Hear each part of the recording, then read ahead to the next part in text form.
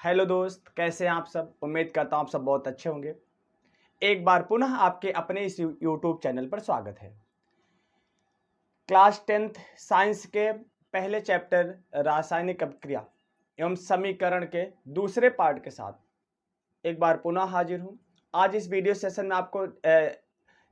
Session में discuss किया जाएगा कि रासायनिक अभिक्रिया के कितने प्रकार होते हैं और कुछ और टॉपिक्स हैं।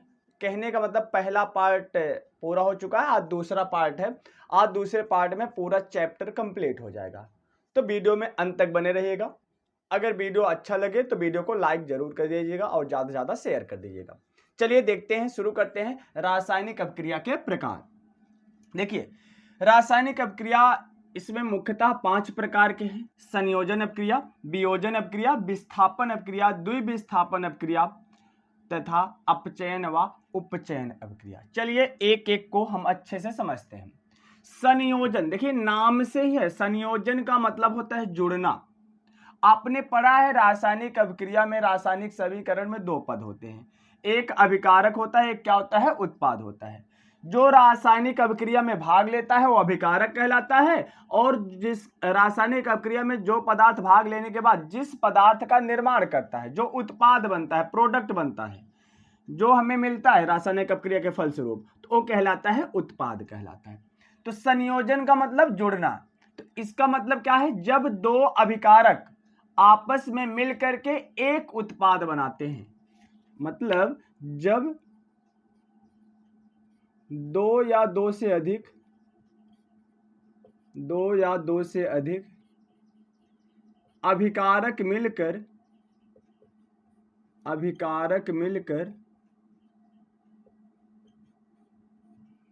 एक उत्पाद का निर्माण करते हैं,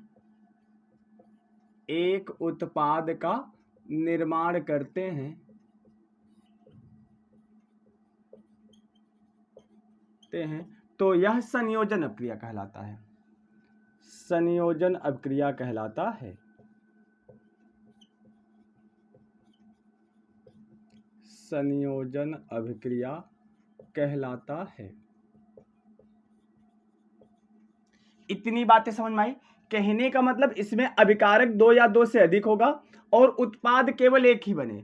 जब हमें कोई ऐसी अभिक्रिया, कोई ऐसा रासायनिक समीकरण दिखाई दे जिसमें अभिकारक 2 या 2 से अधिक हो और उत्पाद केवल एक हो, तो समझ जाना संयोजन अभिक्रिया है। जैसे मैं बात करूं एग्जाम्पल का, तो C+O2 माने कार्बन प्लस ऑक्सीजन मिलकर क्या बनाते हैं, CO2। देखिए इधर साइड रासायनिक समीकरण के इस साइड वाला क्या है, लेफ्ट हैंड साइड वाला अभिकारक होता है, राइट हैंड साइड वाला क्या होता है, उत्पाद होता है। तो यहां पर अभिकारक कितने हैं, 2, और उत्पाद कितना बन रहा है, 1। बने 2 अभिकारक मिलकर एक उत्पाद बनाते हैं, वही कहलाता है संयोजन अभिक्रिया। इतनी बातें समझ में आई। चलिए आगे समझते हैं वियोजन। देखो वियोजन का मतलब ही होता है टूटना। तो मतलब टूटेगा कब, एक अभिकारक 2 या 2 से अधिक उत्पादों में जब टूट जाए वही वियोजन अभिक्रिया कहलाता है। कहने का मतलब एक अभिकारक टूटकर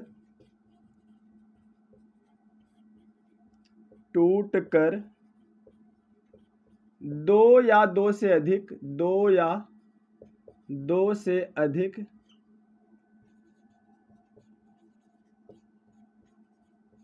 उत्पाद का निर्माण करता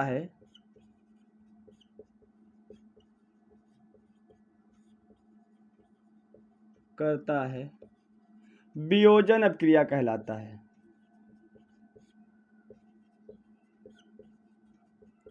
वियोजन अभिक्रिया कहलाता है।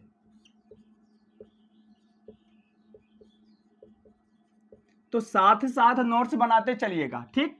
अगर खुद का नोट्स बनाएंगे तो अच्छा रहेगा। देखिए कहने का मतलब जब एक अभिकारक 2 या 2 से अधिक एक अभिकारक टूट जाए और 2 या 2 से अधिक उत्पाद का निर्माण करे तो कहलाता है वियोजन अभिक्रिया। देखिए वियोजन अभिक्रिया 3 प्रकार का होता है। यह कितने प्रकार का होता है,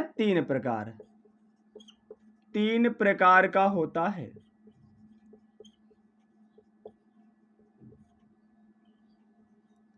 प्रकार का होता है।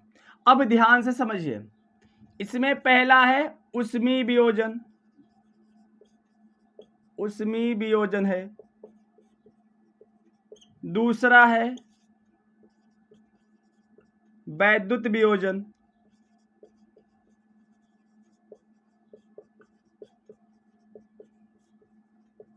तीसरा है प्रकाश वियोजन। देखिए उष्मीय वियोजन मतलब जब ऊष्मा की आवश्यकता पड़े, वियोजन के लिए माने अभिकारक को तोड़ने के लिए ऊष्मा की आवश्यकता पड़े तो उष्मीय वियोजन कहलाता है। तो इसका एग्जांपल हम समझ लेते हैं, जैसे CaCO3, इसमें ऊष्मा की आवश्यकता पड़ती है कैल्शियम कार्बोनेट को तोड़ने के लिए, CaO प्लस CO2 में टूट जाता है। एक कौन सा वियोजन? देखिए एक अभिकारक दो उत्पाद बनाया और किसकी आवश्यकता पड़ी? ऊष्मा की, इसलिए नाम हो जाएगा ऊष्मीय वियोजन। वैद्युत वियोजन में विद्युत धारा प्रवाहित करने पर वियोजन होता है। तो जैसे जल होता है H2O, जब इसमें वैद्युत धारा प्रवाहित करते हैं, वैद्युत धारा वियोजित करते हैं तो यह हाइड्रोजन और ऑक्सीजन में टूट जाता है। यहां पर कितने ऑक्सीजन है? दो है, इधर एक है, 2 से मल्टीप्लाई कर दो, हाइड्रोजन 2 है, 2 से मल्टीप्लाई कर दो, तो यह वियोजन कहलाएगा कौन सा वियोजन? वैद्युत वियोजन। अब प्रकाश वियोजन में प्रकाश की आवश्यकता पड़ती है। किसकी आवश्यकता पड़ती है? प्रकाश की। जैसे AgCl हुआ, AgCl हुआ, इसमें सूर्य के प्रकाश में क्या होता है? Ag और Cl में क्या होता है? टूट जाता है। AgCl2 जो है किसमें टूट जाता है? Ag और Cl में। तो यहां पर 2 से मल्टीप्लाई कर दो, तो ठीक। तो कहने का मतलब फिर से समझिए कि वियोजन अपक्रिया क्या है? जब एक अभिकारक 2 या 2 से अधिक उत्पाद टूट करके 2 या 2 से अधिक उत्पाद का निर्माण करते हैं तो क्या कहलाता है? वियोजन अपक्रिया कहलाता है। और वियोजन अपक्रिया 3 प्रकार का होता है, उष्मीय वियोजन, वैद्युत वियोजन और प्रकाशीय वियोजन होता है। उष्मीय वियोजन माने जब अभिकारक को तोड़ने के लिए ऊष्मा की आवश्यकता पड़े, उष्मीय वियोजन। जब अभिकारक को तोड़ने के लिए विद्युत धारा की आवश्यकता पड़े तो वैद्युत वियोजन, और जब प्रकाश की आवश्यकता पड़े तो प्रकाशीय वियोजन। और इसी अभिक्रिया को, यही अभिक्रिया का जो एग्जाम्पल है आप पढ़ोगे ऊष्मा शोषी अभिक्रिया, अर्थात जिसमें ऊष्मा की आवश्यकता पड़ती है। माने ऐसी अभिक्रिया आगे अभी आप पढ़ोगे जिसमें ऊष्मा की आवश्यकता पड़ती है, उसको ऊष्मा शोषी अभिक्रिया कहते हैं। तो यहीं से इसको भी समझ जाइए फिर आगे, जिससे आसान रहे। तो एग्जाम्पल यही होगा, एग्जाम्पल वियोजन अभिक्रिया वाला ही होगा ऊष्मा शोषी में। तो उसमें सिर्फ क्या होता है लिखोगे, ऐसी अभिक्रिया जिसमें ऊष्मा की आवश्यकता पड़ती है ऊष्मा शोषी अभिक्रिया कहलाते हैं। क्योंकि जो भी अभिक्रिया हम पढ़ेंगे अगर उससे कोई मिलता है तो उसको हम पहले उसी से समझाते चले जाएंगे, जिससे आपको आसानी से समझ में आ जाए। तो अगर आपको वियोजन अभिक्रिया समझ में आया तो समझ जाइए आपको ऊष्मा शोषी अभिक्रिया भी समझ में आ गया। आगे चलिए देखिए विस्थापन का मतलब, विस्थापन माने कोई एक अभिकार, माने कोई एक तत्व है, कोई एक पदार्थ है जो अधिक क्रियाशील तत्व होगा वह कम क्रियाशील तत्व को उसके स्थान से विस्थापित कर देगा, यही कहलाता है विस्थापन अपक्रिया। कहने का मतलब यदि अधिक अभिक्रियाशील तत्व,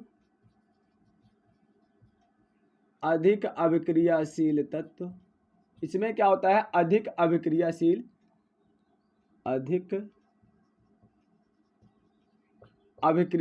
तत्व कम क्रियाशील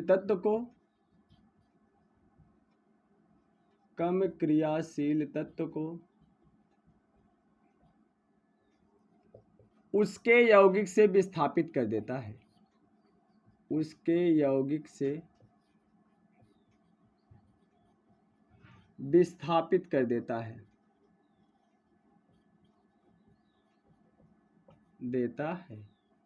यही कहलाता है क्या? विस्थापन अपक्रिया। माने कोई भी, आप जान ही रहे हो, कोई अगर मजबूत व्यक्ति है तो क्या करता है? कमजोर व्यक्ति को हटा देता है वहां से। तो वही बात यहां पर आती है, अधिक अभिक्रियाशील तत्व कम क्रियाशील तत्व को उसके यौगिक से क्या कर देता है? विस्थापित कर देता है। जैसे यहां पर अगर हम एग्जाम्पल समझें, Fe है प्लस CuSO4 है, एरो लगाइए। देखिए यहां पर क्या होगा, अब कॉपर सल्फेट का विलयन है, अब Fe क्या है? Cu से अधिक क्रियाशील है, तो क्या करेगा? Cu को इस यौगिक से विस्थापित कर देगा। तो उसके स्थान पर जुड़ जाएगा, क्या हो जाएगा FeSO4। FeSO4 से क्रिया कर लिया और Cu को अलग कर दिया, तो यह अभिक्रिया कहलाया विस्थापन अभिक्रिया। कैसे पहचानोगे, देखिए यहां पर पहले SO4 Cu के साथ था, अब किसके साथ हो गया, Fe के साथ हो गया, Cu को अलग कर दिया, तो क्या हो गया, विस्थापित हो गया, इसलिए इसको बोलेंगे विस्थापन अभिक्रिया।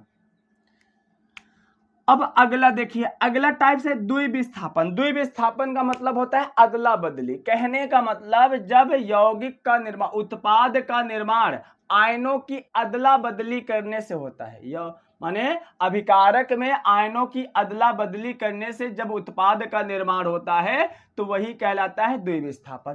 कहने का मतलब दो क्या है, अभिकारक हैं, दो अभिकारक हैं, आयनिक अभिकारक है, उसमें पहले का धनायन दूसरे के ऋणायन के साथ, दूसरे का धनायन पहले के ऋणायन के साथ अगर आपस में अदला बदली करके उत्पाद बना लेता है तो वह कहलाता है द्विविस्थापन अभिक्रिया। तो कहने का मतलब लिखोगे क्या, इसमें अभिकारक आयनों की अदला बदली करके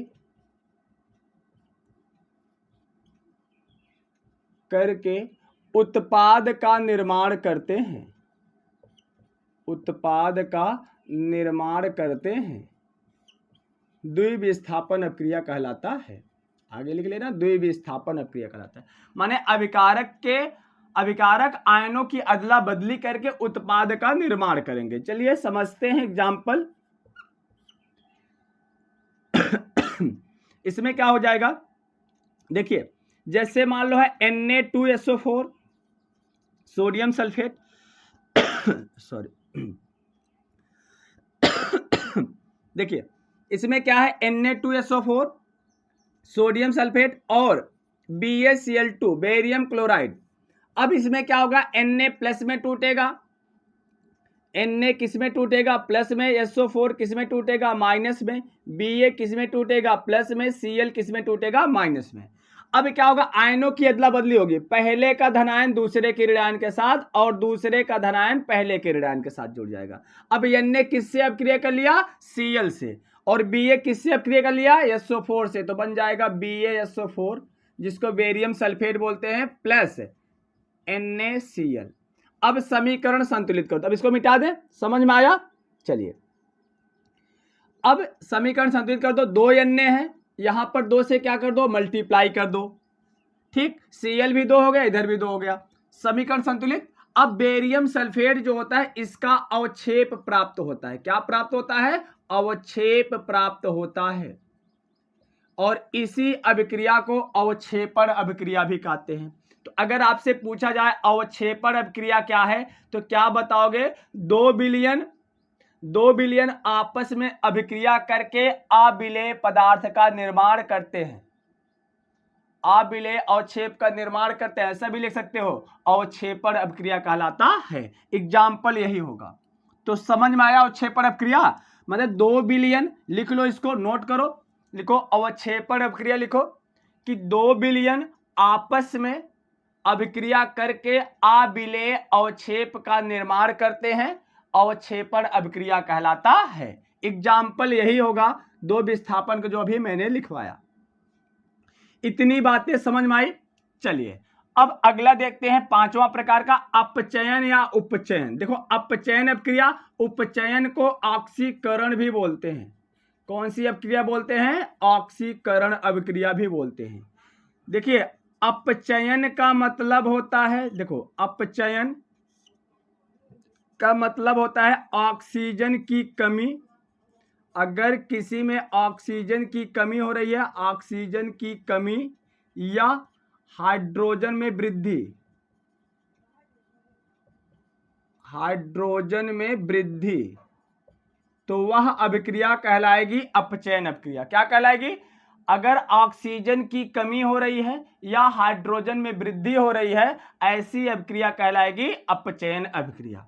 तो जैसे एग्जाम्पल समझते हैं, जैसे अपचयन या अपचयन अभिक्रिया का एग्जाम्पल समझते हैं, जैसे है CuO प्लस H2, यहां से बन जाएगा Cu प्लस H2O।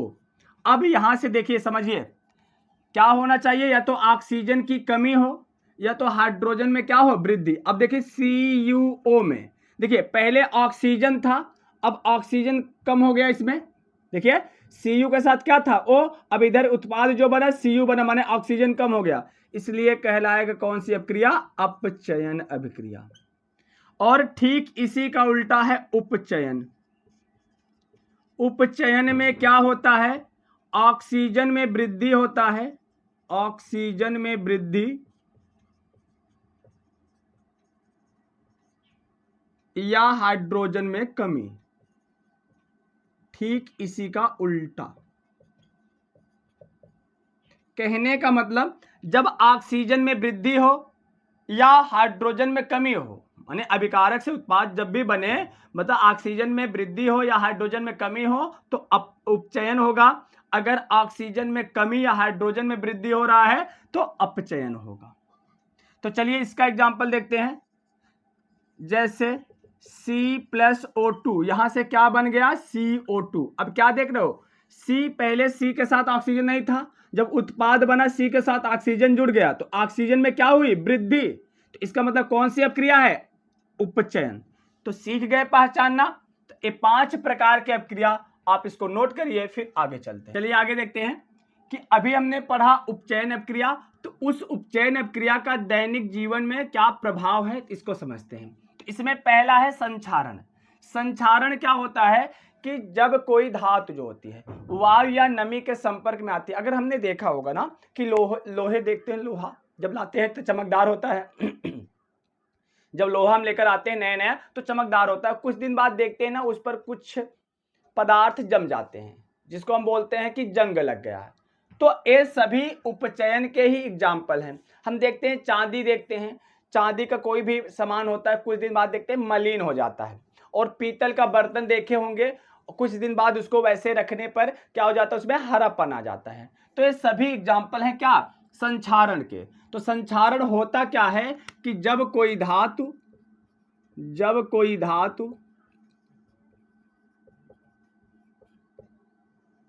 वायु कामन नमी या आर्द्रता के संपर्क में आता है, तो आर्द्रता के संपर्क में आता है तो धातु संक्षारित हो जाती है,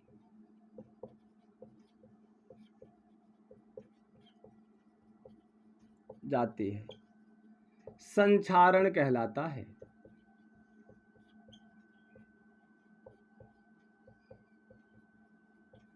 एग्जाम्पल इसका क्या हो जाएगा, लोहे पर जंग लगना, लोहे पर जंग लगना, तांबे का मलिन होना, पीतल में हरापन आना।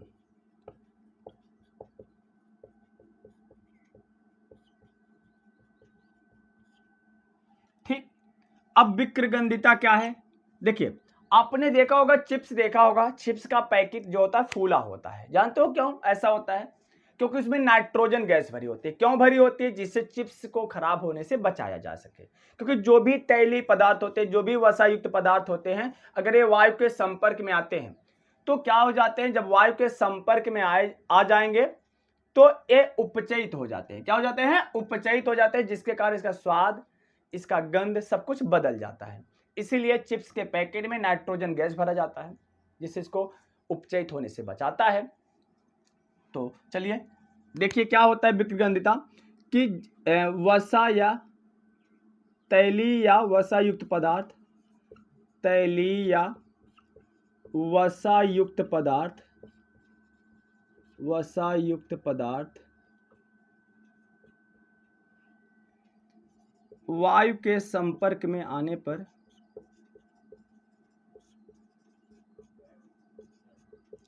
पर उपचयित हो जाती है, उपचयित हो जाती है, जिससे इसका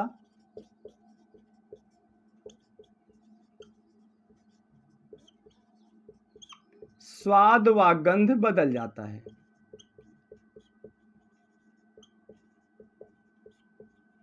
बदल जाता है, तो कहने का मतलब उपचयित हो जाएगा, स्वाद व गंध बदल जाता है। इसलिए देखिए, अगर चिप्स के पैकेट में थोड़ा सा भी छिद्र हो जाता है, तो अगर वायु का संपर्क हो जाता है तो वह चिप्स जल्दी खराब हो जाता है। इसीलिए उसमें नाइट्रोजन गैस भर करके उसको बंद रख दिया जाता है, जिसके कारण वह उपचयित होने से बच जाए। अब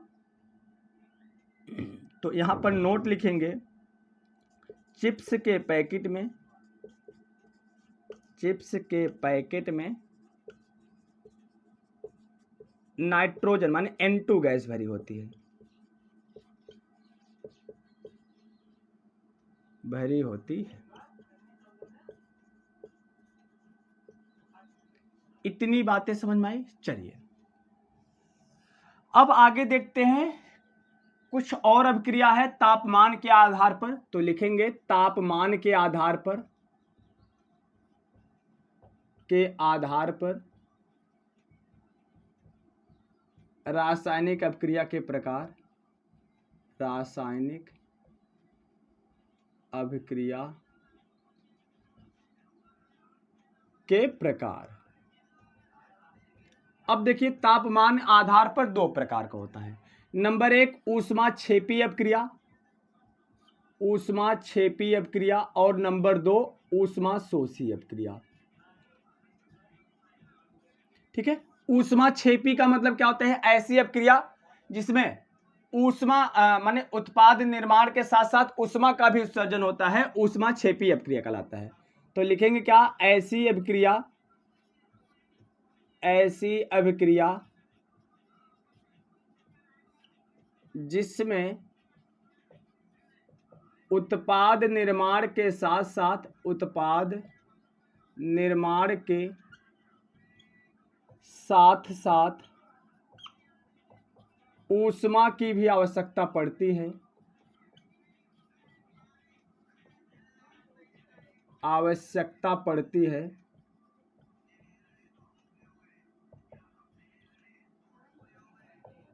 ऊष्माशोषी अभिक्रिया कहलाता है।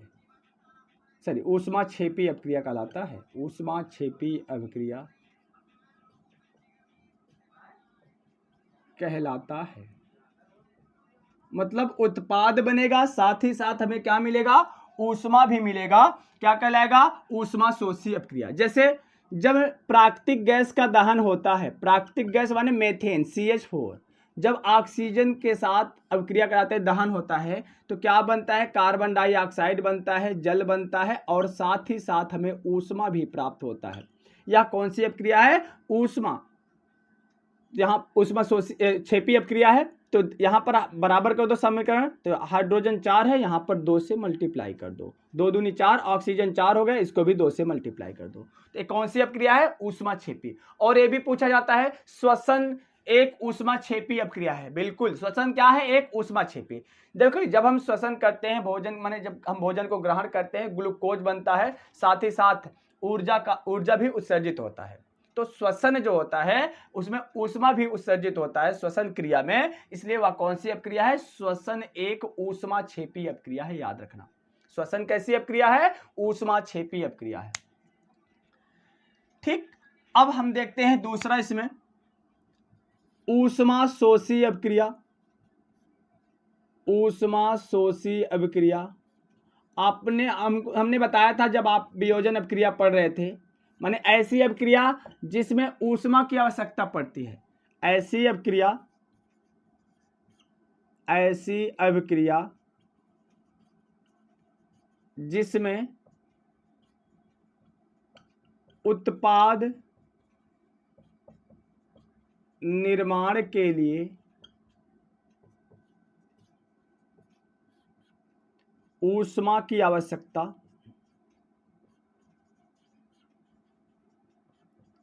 ऊष्मा की आवश्यकता, ऊष्मा ऐसा लिख दो, ऊष्मा, प्रकाश, वैद्युत की आवश्यकता पड़ती है, आवश्यकता पड़ती है, ऊष्माशोषी अभिक्रिया कहलाता है। ऊष्माशोषी अभिक्रिया कहलाता है। इतनी बातें समझना। एग्जाम्पल क्या लिख सकते हो? वियोजन अभिक्रिया के एग्जाम्पल लिख सकते हो। जैसे कोई भी एग्जाम्पल लिख दो, जैसे CaCO3 ऊष्मा की आवश्यकता पड़ेगी, क्या बनेगा? Carbon dioxide. कैल्शियम ऑक्साइड बनेगा CaO प्लस कार्बन डाइऑक्साइड। तो किसकी आवश्यकता पड़ी? ऊष्मा की आवश्यकता पड़ी। ऊष्मा शोषी अपक्रिया कहलाता है। तो इतना है, समझ में आया। और क्षेपण अपक्रिया बताए थे, मतलब जब 2 विलयन आपस में अपक्रिया करके अविलेय और क्षेप का निर्माण करते हैं, और क्षेपण अपक्रिया कहलाता है, जो 2 विस्थापन में बताए थे। तो इसको नोट कर लीजिए पूरा। तो वीडियो कैसा लगा? तो वीडियो कैसा लगा दोस्त? अगर वीडियो अच्छा लगा हो तो वीडियो को लाइक कर दीजिएगा, ज़्यादा से ज़्यादा शेयर कर दीजिएगा। और ये पूरा चैप्टर रासायनिक अपक्रिया तथा समीकरण पाठ 1 जो था NCERT क्लास 10th का समाप्त हो चुका है, जिसके पहले पार्ट में कुछ टॉपिक बताए गए थे, आज दूसरा पार्ट था। तो इसके बाद अगले पार्ट में उपस्थित होऊंगा। इसके जितने भी क्वेश्चन आंसर हैं, चैप्टर पूरा पहले थ्योरेटिकल पढ़ाया जाएगा, फिर उसके क्वेश्चन आंसर सॉल्व कराए जाएंगे NCERT का। इसीलिए अगर आप चैनल से नए जुड़े हों तो चैनल को सब्सक्राइब जरूर कर लीजिएगा। अगर आप बोर्ड एग्जाम 2024 में एक अच्छा अंक लाना चाहते हैं तो ये यूट्यूब चैनल आपके लिए एक अच्छा प्लेटफॉर्म है। यहाँ पर आपको निःशुल्क शिक्षा दी जाएगी, बिना किसी शुल्क के आप पूरे class 10th, class 12th, 11th की अच्छी सी तैयारी आप घर बैठे ही कर सकते हैं, कहीं जाने की जरूरत नहीं है।